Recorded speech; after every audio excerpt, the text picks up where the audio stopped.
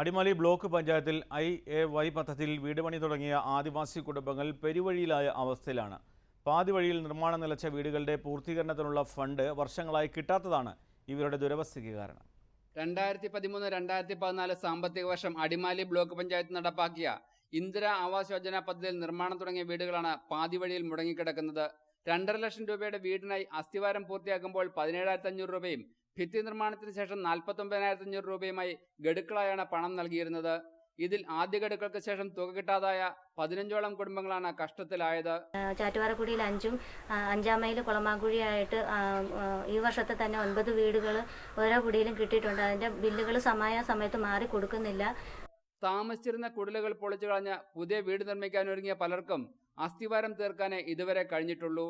Plastic ഷീറ്റുകൾ വലിച്ചു കെട്ടിയ ചോർന്നൊലിക്കുന്ന ഷെഡുകളിലാണ് ഇവരുടെ അന്തിയുറക്കം.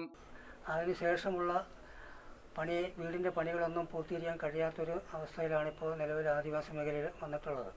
കഴിഞ്ഞ 3 വർഷമായി അടുത്ത ഗഡു പണത്തിനായി കാത്തിരിക്കുന്ന ഇവർക്ക് സുരക്ഷിതമായ പാർപ്പിടമൊരുക്കാൻ അധികൃതർ എത്രയും വേഗം നടപടികൾ സ്വീകരിക്കണമെന്നാണ് ആവശ്യമുയരുന്നത്. ഏഷ്യാനെറ്റ് ന്യൂസ്, ഇടുക്കി.